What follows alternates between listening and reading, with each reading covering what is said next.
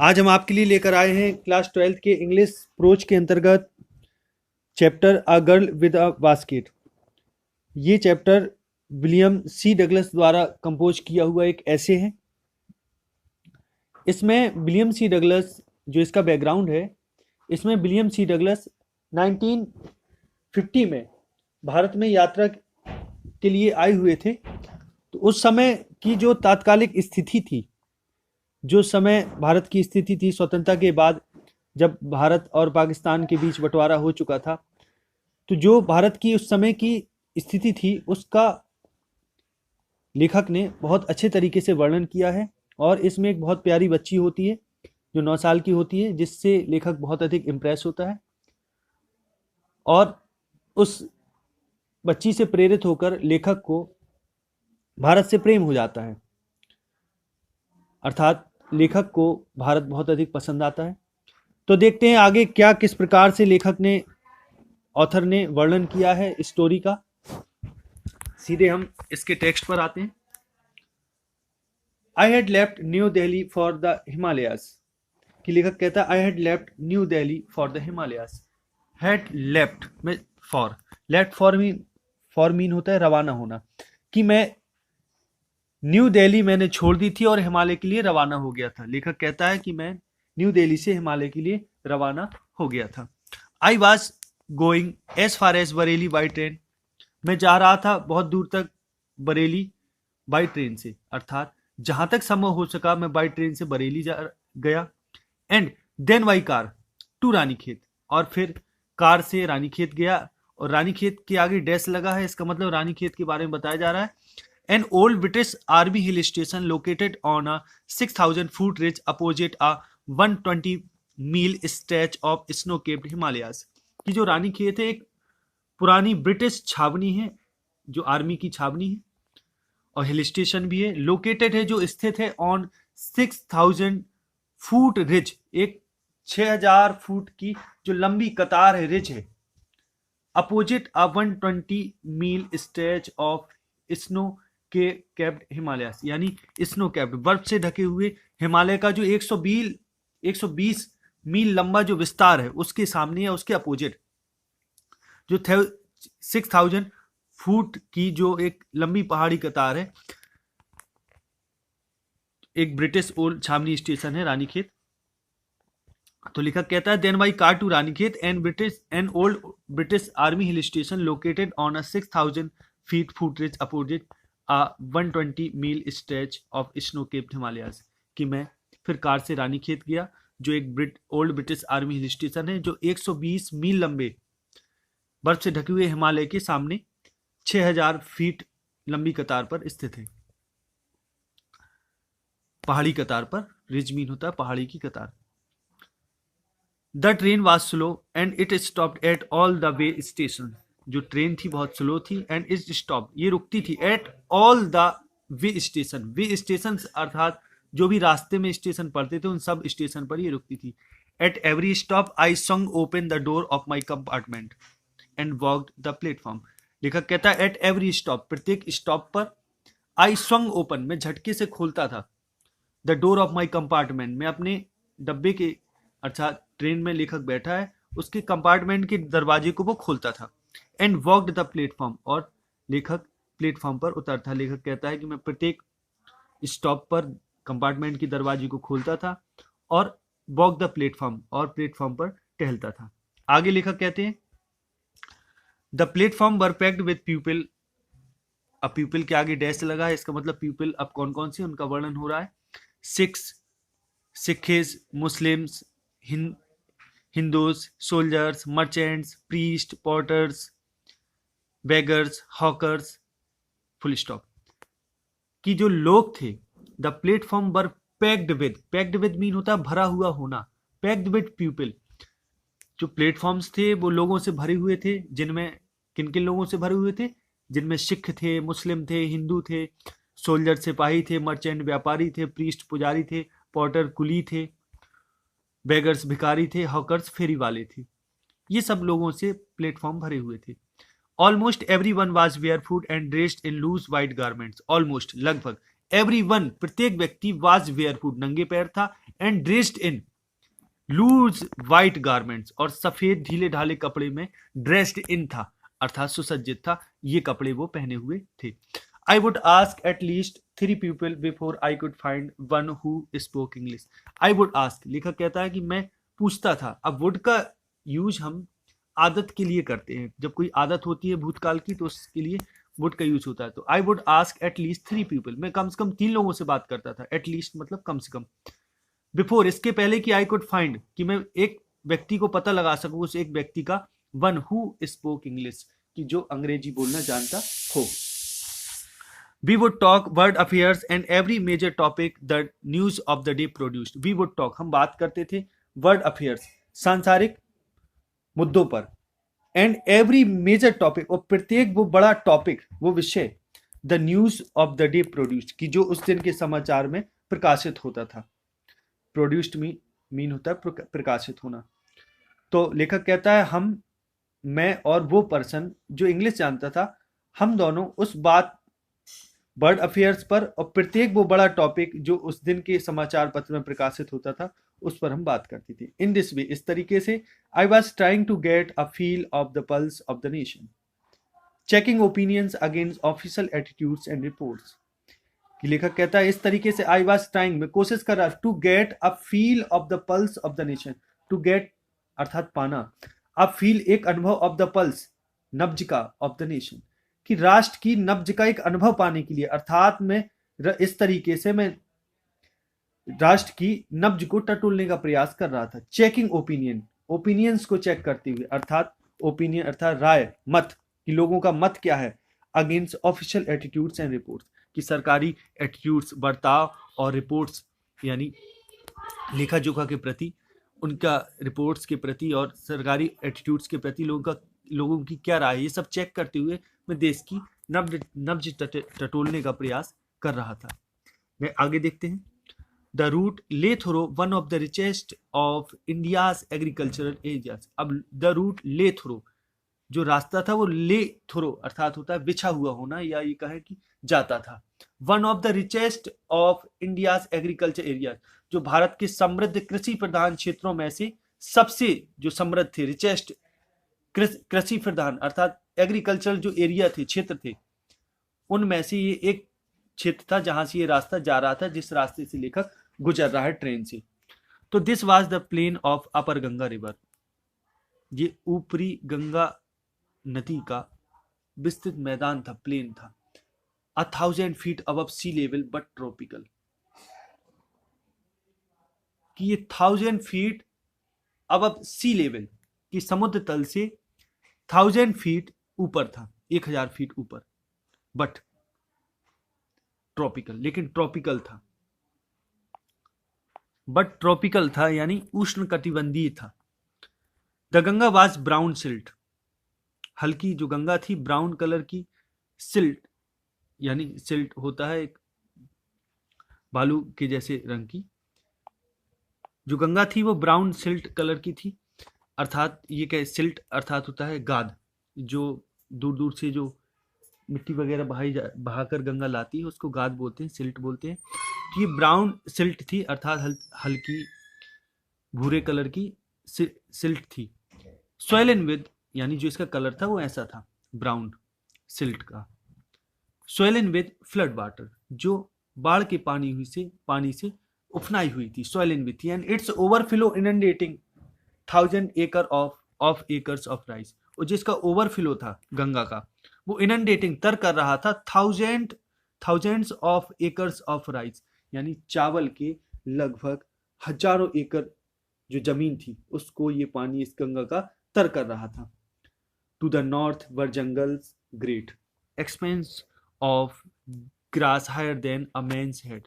अब to the north, अब north की तरफ, उत्तर की तरफ जंगल थी, ग्रेट एक्सपेंस जो बहुत बड़े विस्तार थे, ऑफ ग्रास, घास के बहुत बड़े विस्तृत मैदान थे, higher than a man's head, कि व्यक्ति के सिर के बराबर ऊंचे, लगभग उससे भी ऊंचे थे, एंड अनब्रोकन, और ये लगभग अनब्रोकन थे, लगातार चले गए थे बहुत आगे तक, except for an occasional clump of trees, except for केवल छोड़कर, उन जगहों को छोड़कर कि कहीं कहीं ओकेजनल, कहीं कहीं किसी किसी जगह पर क्लम्प ऑफ ट्रीज, पेड़ों के झुंड थे। The home of tigers, elephants, pythons and cobras, की जो निवास स्थान थे, किनका? टाइगर्स का, एलिफेंट्स का, पाइथन्स का, पाइथन यानी अजगर, हाँ पाइथन यानी अजगर, एंड कोबरास, और कोबरा यानी काले नाग की जो निवास स्थान थे। यानी पूर्व पूर्व उत्तर की तरफ, नॉर्थ की तरफ बड़े बड़े जंगल थे, बड़ा विस्तार था जंगलों का, और जो घास थी वो व्यक्ति के सिर से भी ऊंची थी, और ये लगभग अनब्रोकन थी, बहुत लंबी दूरी तक ये लगातार गई हुई थी। बस कहीं कहीं पर पेड़ों के झुंड थे, जो पेड़ों के झुंड यानी जंगल थे, और जो टाइगर, और इन्हीं जगह टाइगर, एलिफेंट, पाइथन और कोबरा वगैरह का निवास था, यानी ये सब जानवर पाए जाते थे।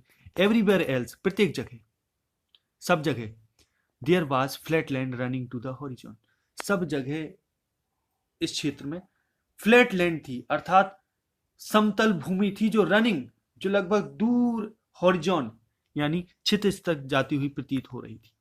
But dotted here and there by sacred banyan trees of by rows of pakar trees. अब इधर इधर उधर कहीं कहीं सैक्रेड, पवित्र बनियान ट्रीज थी, of by rows of pakar trees, और कहीं कहीं जो पाकड़ होता है, एक पाकड़ हिंदू संस्कृति में एक बहुत अच्छा एक वृक्ष है जो बहुत पवित्र माना जाता है, जिसको पाकड़ बोलते हैं। वो पाकड़ नाम का वृक्ष होता है, उससे भी उसकी पंक्तियां थी, रो थी। तो but dotted here and there by the sacred banyan tree, और यहाँ ऑफ की जगह और है, और by rows of pakad tree, या तो पवित्र यहाँ वहाँ। डॉटेड मीन होता है बिंदु के रूप में होना, यानी ट्रेन से लेखक को वो ये सब पेड़ बिंदु के रूप में दिखाई दे रहे थे, और पाकड़ के जो पेड़ थे वो पंक्तियों के रूप में दिखाई दे रहे थे। तो ये सब जगह इधर उधर ये पवित्र बरगद के पेड़ से, बनियान ट्री से और पाकड़ के पेड़ से भरी हुई थी। shaped like eels and having thick twisted trunks, और shaped जिनका जो आकार था इन पेड़ों का, like ilm, कि ilm नाम के सदाबहार पेड़ों की तरह था, and having thick twisted trunks, और जिनकी शाखाएं थी thick, मोटी थी, twisted, मुड़ी हुई थी, trunks मीन शाखाएं, इन पेड़ों की शाखाएं जो इल्म जैसे आकार के दिखते थे, और जो इनकी शाखाएं थी वो मुड़ी हुई थी, मोटी शाखाएं थी। Hot humid air was moving in from the south west, और साउथ वेस्ट यानी दक्षिण पश्चिम की ओर से गर्म नम वायु चल रही थी, मूविंग हो रही थी। Monkeys, some of them mothers with babies clinging to them and riding underneath swung of trees at the station looking for food, कि लेखक कहता है monkeys, अब जो बंदर थे, some of them mothers, उनमें से कुछ माएँ थी, with babies clinging to them, जो अपने बच्चों के साथ थी, जो बच्चे उनसे चिपके हुए थे, clinging to them, उनसे। अब जो बंदर के जो बच्चे होते हैं, बंदरिया के बच्चे, वो बच्चे बंदरिया के पेट में चिपके होते हैं, लिपट जाते हैं, तो वैसे ही वो जो बच्चे थे वो वैसे ही इसमें इनके पेट से चिपके हुए थे। एंड राइडिंग अंडरनीथ, और नीचे सवारी कर रहे थे, यहाँ ऊपर सवारी नहीं कर रहे, नीचे अर्थात नीचे चिपके हुए थे, अंडरनीथ अर्थात नीचे। सॉन्ग ऑफ, जो झूल रहे थे, ट्रीज जो पेड़ों से झूल रहे थे, at the station looking for food, station पर जो पेड़ लगे थे उन पर झूल रहे थे, लुकिंग फॉर फूड, भोजन की तलाश में। कि अब जो बंदर थे उनमें जो कुछ माएँ थी वे अपने बच्चों के साथ थी, बच्चे उनकी पेट से चिपके हुए थे, और जो पेड़ों पर झूल रही थी जो माएँ, भोजन की तलाश में। The places we passed had walls made of mud mixed with water and cow dung. अब द विलेजेस बी पास्ट, अब वे गांव जहां से हम गुजरे। अब लेखक ने यहाँ आई नहीं कहा, वी कहने का अर्थ है अब ट्रेन में बहुत सारे यात्री होंगी, सबको सम्मिलित रूप से कह दिया कि जहां से हम गुजरे, हेड वॉल्स, उन घरों की जो गांव की जो दीवारें थी, मेड ऑफ मड, की मिट्टी की बनी हुई थी, mixed with water and cow dung, कि जिसमें पानी एंड काउडंग यानी गोबर मिक्स था, इनकी बनी हुई ये दीवारें थी। देयर पीक्ड रूफ, जो इनकी पीक, चोटी जैसी जो छतें थी, बर्थेस्ट, वो छबी हुई थी, बंडल्स ऑफ ग्रास, घास के बंडलों से, टाइड टू बैम्बू पोल्स, जिनमें जो बैम्बू पोल्स यानी बांस के लट्ठों से जो बंधी हुई थी, टाइट थी। स्ट्रेच्ड अक्रॉस द राफ्टर, जो बल्लियों के सहारे फैली हुई थी, स्ट्रेच थी, विस्तार था जिनका। तो that day the pumpkin vines that grew over them, अब जो पंपकिन, कद्दू की जो बेलें, जो लताएं थी, जो उनके ऊपर उगी हुई थी, उन घरों छप्पर के ऊपर, वर इन ब्लूम, वो फूल में थी। इन ब्लूम अर्थात होता है उनमें फूल खिले हुए थे। ट्रेलिंग स्टीप ऑफ येलो, और जो भी लटकती हुई ट्रेलिंग स्टिक्स, जो धारियां थी उन्हीं बेलों की, ऑफ येलो, बर ऑफ येलो, पीले कलर की, पीले रंग की, ओवर ड्रेप बॉल्स, वो मटमैली दीवारों पर लटकी हुई थी। उन पर फूल खिले हुए थे और भी लटकी हुई थी। At one station my routine of talking with the people was interrupted, कि लेखक कहता है एट वन स्टेशन, एक स्टेशन पर, माई रूटीन ऑफ टॉकिंग, मेरी बात करने का क्रम या सिलसिला, विद द पीपल, लोगों के साथ, वाज इंटरप्टेड, बाधित हो गया। इंटरप्टेड अर्थात बाधित हो जाना। एज सुन एज आई अलाइटेड, जैसे ही मैं उतरा, a group of young children gathered around me, a group of young children, छोटे बच्चों का एक ग्रुप, गैदर्ड अराउंड मी, मेरे चारों ओर इकट्ठा हो गया। देवर सेलिंग बास्केट, वे टोकरी बेच रहे थे। हैंड वुवन, जो हाथ की बनी हुई थी, हैंड वुवन थी। रीड बास्केट, सरकंडे की बनी हुई टोकरियां थी। With simple design and pattern, कि जिन पर साधारण सी डिजाइन और पैटर्न्स यानी तरीके बने हुए थे, यानी विभिन्न प्रकार पैटर्न अर्थात होता है तमाम तरीके, अच्छी अच्छी डिजाइनें बनी हुई थी।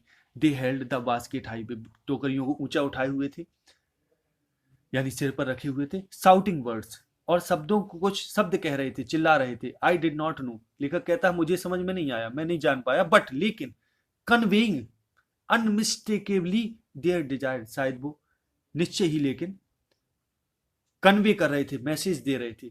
अनमिस्टेकेबली यानी बिना किसी गलती के, शायद वे अपनी इच्छा कह रहे थे। देयर डिजायर, डिजायर अर्थात इच्छा, कि वे अपनी टोकरियों को ऊपर उठाए थे, कुछ वर्ड्स चिल्ला रहे थे। हालांकि लेखक कहता है उन शब्दों को तो मैं नहीं जानता, लेकिन निश्चित रूप से बिना गलती करे वो अपनी इच्छा को मैसेज कर रहे थे, यानी कन्वे कर रहे थे, पहुंचा रहे थे मुझ तक। दीज वर रिफ्यूजी चिल्ड्रन, ये बच्चे शरणार्थी बच्चे थे, रिफ्यूजी थे। When partition between India and Pakistan was decreed, कि जब पार्टीशन यानी बंटवारा, between India and Pakistan, Bharat और पाकिस्तान के बीच, वाज डिक्रीड, घोषित हुआ। Hundreds of thousand of people, कि hundreds of thousand of people, हजारों लोग, pulled up their roots, pulled up their roots, अपनी उनकी जड़ें, पुल्ड अप देयर रूट्स अर्थात लेफ्ट देयर ओल्ड होम्स, यानी उन्होंने अपने पुराने निवास स्थान को छोड़ दिया था, उन्होंने अपनी जड़ों को छोड़ दिया था, खींच लिया था, या उनकी जड़ें उनसे छीन ली गई थी। यानी कहने का मतलब है जो उनके पुराने घर थे वहां से उनको निकाल दिए गए थे। एंड चेंज देयर रेजिडेंसेस, और उन्होंने अपनी रेजिडेंसेस अर्थात निवास स्थान को बदल लिया था। Hundreds of thousand of people, सैकड़ों हजार लोग। तो 9 million people left Pakistan and came to India, कि 9 मिलियन पीपल, 90 लाख लोग पाकिस्तान, 90 लाख लोगों ने पाकिस्तान छोड़ा, एंड केम टू इंडिया, और भारत आए। Drive in by the fear of religious fanaticism, जो हाके गए थे फियर ऑफ, भय के कारण, रिलीजियस फेनेटिसिज्म, धार्मिक कट्टरता। फेनेटिसिज्म मतलब धार्मिक कट्टरता, फेनेटिसिज्म अर्थात होता है कट्टरता, और रिलीजियस अर्थात धार्मिक, की धार्मिक कट्टरता के चलते जो भय के कारण वहां से हाके गए थे, ड्राइव इन किए गए थे। They were poor people to start with, अभी बेचारे गरीब थे जब उन्होंने स्टार्ट की यात्रा वहां से चलना। दे वर पुअरर, वे गरीब होते गए।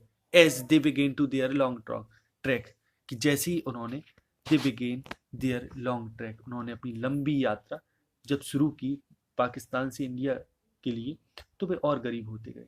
ट्रैक अर्थात होता है यात्रा। For all they could carry, अब चूंकि ऑल दे कुड कैरी, अब जो कुछ भी वे ले जा सकते थे, was a bit of food, कि थोड़ा सा भोजन था, विट ऑफ फूड, थोड़ा सा भोजन, एंड अ फ्यू बिलोंगिंग्स, और थोड़ा सा सामान। कि अब जब पाकिस्तान और भारत के बीच जब बंटवारा घोषित हुआ, तो कई लोगों ने अपनी जड़ें, कई लोगों की जड़ें उखाड़ दी गई, कि सैकड़ों लोग घर से बेघर हो गए, उन्होंने अपने निवास स्थान बदल लिए। लगभग 90 लाख लोग, सैकड़ों हजार लोग अर्थात 90 लाख लोग पाकिस्तान छोड़कर भारत आए धार्मिक कट्टरता के भय के कारण। वे चूंकि गरीब थे जब वे चले, और वे और गरीब होते गए जब उन्होंने अपनी इतनी लंबी यात्रा शुरू की। अब जो भी चूंकि वे अपने साथ ला सकते थे वो थोड़ा सा भोजन था और कुछ सामान था। सून देवर आउट ऑफ फूड, और शीघ्र ही वे भोजन रहित हो गए, आउट ऑफ फूड हो गए।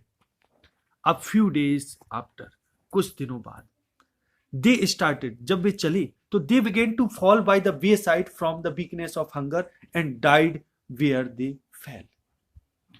कि लेखक कहता है अब फ्यू डेज आफ्टर, कुछ दिनों बाद, दे स्टार्टेड, जब वे चले, उनके चलने के कुछ दिनों बाद, दे बिगेन टू फॉल, उन्होंने गिरना शुरू कर दिया अर्थात गिरने लगी, बाय द वे साइड, सड़क के किनारे, from the weakness of hunger, भूख की कमजोरी के कारण, वीकनेस के कारण, हंगर अर्थात भूख, कि भूख की कमजोरी के कारण भी किनारे ही सड़क के गिरने लगे। And died where they fell, और वे मर गए जहां वे गिरे। The children selling basket were sons and daughters of these refugees, अब जो बच्चे टोकरियां बेच रहे थे were sons and daughter of these refugees, वो इन शरणार्थियों के लड़के और लड़कियां थी, यानी सन्स थे और डॉटर्स थी। जो बच्चे टोकरियां बेच रहे थे वे जो भारत में जो शरणार्थी आए थे पाकिस्तान से, उनके ही लड़के और लड़कियां थी। दे और देयर पेरेंट्स और relatives had gathered in the cities, setting up stalls, manufacturing simple articles, trying to make a living in markets already overcrowded। कि लेखक कहता है दे और देयर पेरेंट्स और रिलेटिव्स, वे यानी वे बच्चे या उनके पेरेंट्स और रिलेटिव्स या उनके रिश्तेदार, हैड गैदर्ड, इकट्ठे हो चुके थे इन सिटी, शहरों में, अर्थात शहरों में फैल गए थे। सेटिंग अप स्टॉल्स, कि उन्होंने अपने setting up stalls, stall mean होता है छोटी छोटी दुकानें स्थापित करते हुए, मैन्युफैक्चरिंग बनाते हुए, सिंपल आर्टिकल्स, छोटी छोटी सिंपल साधारण वस्तुएं, trying to make a living, जो कोशिश कर रहे थे मेक अ लिविंग, जीविका कमाने की, in markets already over crowded, उन मार्केट्स में जो पहले से ही ओवर क्राउडेड थे, जिनमें भीड़ थी, पहले से ही बहुत सारी दुकानें थी। कि लेखक कहता है कि वे, उनके पेरेंट्स, उनके रिलेटिव शहरों में फैल गए, गैदर हो गए, इकट्ठे हो गए, उन्होंने अपनी दुकानें, स्टॉल्स वहां स्थापित कर लिए, छोटे छोटे आर्टिकल्स, सिंपल आर्टिकल्स बनाने लगे। इस तरीके से उन्होंने अपनी जीविका कमाने का वो प्रयास कर रहे थे उस मार्केट में जो पहले से ही ओवर क्राउडेड था, भीड़ से भरा हुआ था। ओवर क्राउडेड अर्थात ज्यादा, अधिक भीड़ होना। They lived in cloth and grass sets that line the streets, they lived, वे रहते थे in cloth and grass sets, जो कपड़े और घास की जो छप्पर सेट्स थे उनमें रहते थे, दैट लाइन, जो लाइन से लगे हुए थे, द स्ट्रीट्स, यानी जो सड़कों के दोनों किनारे पर वे कपड़े और घास की छप्परों में रहते थे, जो लाइन से सड़क पर लगे हुए थे। The peasants among these refugees had been accustomed to little all their lives, for the annual income of an agricultural family does not exceed on an average $100 a year। कि लेखक कहता है the peasants among these refugees, अब इन शरणार्थियों के बीच जो किसान थे, had been accustomed to little all their lives, कि वे अपने पूरी जीविका के लिए जो आदि हो चुके थे, the annual income of an agricultural family, की जो एक किसान फैमिली की जो वार्षिक इनकम होती है, उस फैमिली की does not exceed an average $100 a year, की जो एक साल में डज नॉट एक्सीड, अधिक नहीं थी, $100, कि $100 से जो अधिक नहीं थी, इस छोटी सी इनकम के वे आदि हो गए थे, वे किसान जो उन शरणार्थियों में थे, अर्थात उन शरणार्थियों में जो किसान थे वो बहुत कम के आदि हो चुके थे, अर्थात वो बहुत कम कमा पाते थे। The peasants among these refugees had been accustomed to little all their lives for the annual income, कि जो उनकी वार्षिक इनकम थी, all their life, अपने पूरे जीवन में या पूरी जीविका में, वो पूरे साल भर की जो एक एग्रीकल्चर फैमिली की इनकम होती है, जो $100 से अधिक नहीं होती, उसके भी आदी हो चुके थे, यानी इससे अधिक नहीं भी कमाते थे। The average unskilled labourer makes 30 cents a day. जो एवरेज अनस्किल्ड अकुशल जो मजदूर थे, मेक्स मजदूर व्यक्ति होता था, वो कमाता था 30 सेंट्स अ डे, एक दिन में 30 सेंट, और लेस देन $2 अ वीक, या एक हफ्ते में $2 से कम, less. There is one meal a day, कि एक दिन में उनको एक भोजन मिलता था, मील अर्थात भोजन, एक बार भोजन, जिसमें एन ओनियन एक प्याज होता था, अ पीस ऑफ ब्रेड एक ब्रेड का टुकड़ा होता था, रोटी का टुकड़ा, a bowl of pulse with milk, कि अ बाउल ऑफ पल्स दूध के साथ एक कटोरी दाल। अब यहाँ दूध के साथ दाल मिक्स नहीं है, दूध अलग है और दाल अलग है, पल्स अर्थात दाल, बाउल मीन कटोरा, a bowl of pulse with milk, perhaps a bit of goat cheese, कि शायद एक बकरी के दूध के बने हुए पनीर का टुकड़ा, चीज अर्थात पनीर, गॉट मीन बकरी, बकरी के दूध का बना हुआ जो पनीर है, गॉट चीज, उसका एक छोटा सा टुकड़ा शायद। No tea, no coffee, no fat, no sweet, no meat, कि ना ही कोई टी चाय, ना कॉफी, ना कोई फैट, ना स्वीट्स, ना ही कोई मीट, ना मिठाई, ना मीट, मांस। $100 a year is not $2 a week, कि एक साल में $100 इज नॉट $2 अ वीक, एक हफ्ते में $2 भी नहीं, एट तो भी, even that small amount is hard to earn by selling basket to people too poor to buy them. तो भी even that small amount is hard to earn, यहां तक कि वो स्मॉल अमाउंट भी उनके लिए हार्ड, कठिन था टू अर्न, कमाने के लिए, बाई सेलिंग बास्केट टोकरी बेचकर, कि टोकरी बेचकर इतना अमाउंट भी, इतना छोटा अमाउंट भी उनके लिए कमाना कठिन था, टू पीपल, कि उन लोगों को टोकरी बेचकर, too poor to buy them, जो और गरीब थे। अब जिस मार्केट में ये टोकरियां वगैरह बेच रहे थे, जिन लोगों को बेच रहे वे भी गरीब थे बेचारे, खरीदने में, टू बाय देम, कि वे उनको खरीदें। दैट की no doubt is the reason these little children descended on me like locusts. अब लेखक कहता है दैट कि no doubt is the reason, कि इस यही वो कारण था, इसमें कोई संदेह नहीं, no doubt is the reason these little children, कि ये छोटे बच्चे, descended on me like locusts, कि मुझ में टिड्डी दल की तरह चढ़ गए, अर्थात मुझे ऐसे घेर लिया, यही एकमात्र कारण था, कि बेचारे इतने गरीब थे इसलिए उन्होंने मुझे घेर लिया। आई एन अमेरिकन, अब मैं एक अमेरिकन होने के नाते वाज डाउटलेस, निसंदेह था, the most promising market they had seen, कि इसके पहले कि कभी उन्होंने ऐसा प्रोमिसिंग मार्केट था, एक अच्छा ग्राहक देखा हो, तो इनके लिए मैं एक अच्छा ग्राहक था, एक अमेरिकन होने के नाते निसंदेह में एक अच्छा ग्राहक था। I bought one tiny basket for, आगे लेखक कहता है I bought one tiny basket for a few annas, कि मैंने एक छोटी सी बास्केट, टीनी अर्थात छोटी सी बास्केट, कुछ आने में खरीदी। Another fruit basket for a bit more, कि एक फिर और फ्रूट बास्केट, यानी जिसमें फल वगैरह रखे जाते हैं, वो बास्केट मैंने थोड़े से और मैं खरीदी आगे। फिर आगे कहता है लेखक a beautiful waste paper basket for a rupee, कि मैंने एक सुंदर सी वेस्ट पेपर, यानी जिसमें वेस्ट पेपर, खराब सामान वगैरह रखा जाता है, रद्दी वगैरह कागज रखा जाता है, उसके लिए 1 रुपये मैंने एक और बास्केट खरीद ली। A lovely sewing basket for a rupee, और एक सुंदर सिलाई का सामान रखने वाली सीविंग बास्केट मैंने 1 रुपये में खरीद ली। आगे कहता है a few fans for a an anna और अ 2 पीस, कि फिर मैंने अ फ्यू फैंस, कि कुछ पंखी, फॉर अ आना और 2, कि एक एक दो दो आने के, एक या दो आने के जो पर आने में आते थे पंखे के हिसाब से मैंने कुछ थोड़े पंखे खरीदे। माई आर्म्स वर फिल्ड, मेरे हाथ भर गए थे। And I had not spend 50 cents, और मैंने 50 सेंट्स भी नहीं खर्च किए थे। The children passed in shouting their wares, अब बच्चे अपने सामान बेचते हुए आते चले गए, अपने सामान बेचते हुए, अर्थात shouting their wares, shouting mean चिल्लाना, और देयर वेयर्स, वेयर्स मीन सामान, यानी माल। तो the children passed in shouting their wares, कि बच्चे अपने सामान कि आवाज लगाते हुए, यानी सामान बेचने के लिए जो आवाज लगाई जाती है वो आवाज लगाते हुए बच्चे आते चले गए, पास इन होते गए। I was a prisoner completely surrounded, मैं पूरी तरह एक कैदी था कंप्लीटली, जो पूरी तरह घिरा हुआ था। अनएबल टू मूव, कि मैं चल भी नहीं सकता था, मूव भी नहीं हो सकता, हिल भी नहीं सकता था। The most diligent aggressive vendor was a beautiful girl of 9 right in front of me, कि अब जो सबसे मोस्ट डिलीजेंट, जो सबसे परिश्रमी, जो सबसे अधिक मेहनती थी, एग्रेसिव वेंडर, कि जो बहुत आक्रामक विक्रेता थी, यानी बहुत, ये कह लें कि जोर देकर माल बेचने वाली लड़की थी।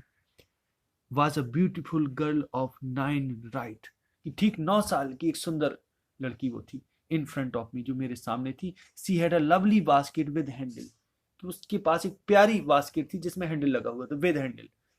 And she wanted a rupee and half for it, इसके लिए वो 1 रुपए और आधा अर्थात 1.5 रुपए चाहती थी, अर्थात उसको 1.5 रुपए में बेचना चाहती थी, और अबाउट 30 सेंट, या ये कहें कि 30 सेंट्स में। She was an earnest pleader, कि she was an earnest pleader, कि एक बड़ी अर्नेस्ट, यानी ये कहें कि हम लगन, बड़ी लगन के साथ निवेदन करने वाली एक विक्रेता थी वो, यानी बड़ी लगन से, बड़ी याचना में, बड़ी लगन से वो अपने माल को इस तरीके से बेच रही थी। She was an earnest pleader, there were tears in her eyes, उसकी आंखों में आंसू थे। सी प्लीडेड, प्लीड मीन होता है निवेदन करना। सी प्लीडेड एंड वेग्ड इन टोन्स, कि उसने बड़ी विनती की, एंड वेग्ड और याचना की, इन टोन, इन टोन्स मतलब बड़े स्वर में, गंभीर स्वर में। That would wring any heart, कि जो किसी भी के हृदय को भी द्रवित कर देता, पिघला देता। ऐसी आवाज में उसने निवेदन किया, याचना की अपने सामान को बेचने की। रिंग मीन होता पिघला देना। आगे, माई आर्म्स वर फुल, मेरे हाथ फुल हो गए थे, यानी अब कोई जगह नहीं बची थी। आई हैड नो रूम, कोई जगह नहीं बची थी। लेट अलोंग एनी नीड, कि अब और उस पर कोई और जरूरत। Let along any need, along मतलब साथ, एनी नीड की जिसमें और कुछ जरूरत की, और किसी सामान की जरूरत को स्थान दिया जाए। फॉर एनदर बास्केट, कि आई हैड नो रूम, कि मुझे कोई भी जगह नहीं थी, कि आवश्यकता का तो प्रश्न ही नहीं है, किसी दूसरी टोकरी के लिए मेरे पास कोई स्थान नहीं था। बैलेंसिंग माई बास्केट, अपनी बास्केट को बैलेंस करते हुए। And fans on my left arm, और पंखों को एक अपने बाएं हाथ में मैंने बैलेंस करते हुए, संभालते हुए। I reached into my right pocket, right coat pocket, कि मैं अपनी राइट कोट पॉकेट, यानी राइट कोट पॉकेट का कहने का अर्थ है कि अपनी कोट की राइट साइड में जो पॉकेट थी वहां मैं अपना हाथ पहुंचाया। And got a handful of changes, और वहां से निकाले हैंडफुल, मुट्ठी भर चेंज निकाले, परहैप्स शायद जो थे 15 सेंट्स इन ऑल, कुल मिलाकर, इन ऑल मतलब कुल मिलाकर 15 सेंट्स थे। Which I deposited in the basket, जो मैंने टोकरी में डिपोजिट कर दिए। That the young girl held imploringly before me, कि जो वो लड़की, वो छोटी बच्ची हेल्ड पकड़ी हुई थी, इम्प्लोरिंगली जो बड़े निवेदन करते हुए, बड़े प्रार्थना करते हुए जो मेरे सामने टोकरी को पकड़े हुए खड़ी थी, बिफोर मी, मेरे सामने थी। आई ट्राइड टू एक्सप्लेन, मैंने ये कोशिश की एक्सप्लेन करने की, कहने की, दैट की I could not by the basket, but, कि मैं बास्केट नहीं खरीद सकता, बट लेकिन, एक्सटेंडेड, लेकिन मैंने आगे बढ़ा दिया, द ग्रेचुटी, दान, एज अ सब्स्टिट्यूट, कि उसके एवज में, सब्स्टिट्यूट में, सब्स्टिट्यूट अर्थात एवज में मैंने ग्रेचुटी, कुछ दान बढ़ा दिया, जो मुट्ठी भर मैंने सिक्के जेब से निकाले थे वो मैंने बढ़ा दिए। आई रियलाइज्ड एट वंस, कि मैंने तुरंत रियलाइज किया कि what offence I had given, कि मैंने कितना बड़ा अपराध किया, कि मैंने उसको चोट पहुंचा दी, कि जब मैंने ऐसा किया तो मैंने अब तुरंत अनुभव किया, कि आई रियलाइज्ड, मैंने अनुभव किया, एट वंस, तुरंत, what offence I had given, कि मैंने क्या अपराध कर बैठा हूं मैं उसके साथ। दिस चाइल्ड ऑफ 9, ये 9 वर्ष की बच्ची, dressed in rags and on the edge of starvation, raised her chin, की जो 9 साल की बच्ची ड्रेस्ड इन रैग्स, जो चीथड़े पहने हुई थी, ड्रेस्ड इन अर्थात जो सुसज्जित थी, अर्थात जो पहनी हुई थी, रैग्स मीन चीथड़े यानी फटे चिथे कपड़े पहने हुए थे, and on the edge of starvation, और जो ऑन द एज, एज मतलब कगार, ऑफ स्टारवेशन, भूख की कगार पर थी, भूखमरी कगार पर, रेज्ड हर चिन, ऐसी बच्ची ने, इस बच्ची ने अपनी रेज्ड उठाया, हर चिन अपनी ठोड़ी को उठाया, अर्थात अपनी चेहरे को ऊंचा किया, उठाया, रीच्ड इनटू द बास्केट, और बास्केट पर पहुंची यानी हाथ पहुंचाया बास्केट में, and with all the pride and graciousness of a lady handed the money back to me, and all the pride and graciousness, और पूरे गर्व और शान के साथ, of a lady, एक स्त्री के पूरे गर्व और शान के साथ, handed the money back to me, वापस पैसा मुझको वापस कर दिया, handed कर दिया, मुझे वापस बैक कर दिया, लौटा दिया। There was only one thing I could do, there was only one thing, कि अब मैं केवल एक ही काम कर सकता था, एकमात्र चीज थी, एक जो आई कुड डू, जो मैं कर सकता था। आई बॉट द बास्केट, मैंने वो टोकरी खरीदी। She wiped her eyes, wipe mean होता पोंछना, उसने अपनी आंखों को पोंछा। स्माइल्ड, मुस्कुराई, and dash down the platform, और डैश डाउन द प्लेटफॉर्म, और तेजी से, डैश डाउन तेजी से दौड़ती हुई नीचे की ओर, डाउन द प्लेटफॉर्म, प्लेटफॉर्म के नीचे की ओर, हेडेड फॉर सम ग्रास, कि शायद किसी घास की झोपड़ी की ओर, ग्रास हट, हट अर्थात झोपड़ी, that would have at least 30 cent that night, कि तेजी से दौड़ती हुई वो dash down the platform, headed for some grass hut, कि घास की किसी झोपड़ी की ओर वो प्लेटफॉर्म से नीचे दौड़ती हुई चली गई। दैट वुड हैव एटलीस्ट, कि जहां दौड़ती हुई चली गई, जहां उस रात उसके पास कम से कम 3 सेंट तो होंगे, कि यानी उस समय, उस दिन उसने एटलीस्ट कम से कम 30 सेंट्स कमाए थे उस रात। वुड हैव जो हो गए होंगे, लगभग उसके पास 30 सेंट्स उस दिन हो गए थे।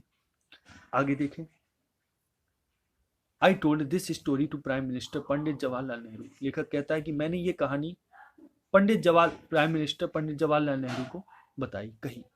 आई टोल्ड हिम दैट, मैंने उनसे बताया, इट वाज वन रीजन, कि एकमात्र यही कारण था, I had fall in love with India, कि भारत से मुझे प्रेम हो गया।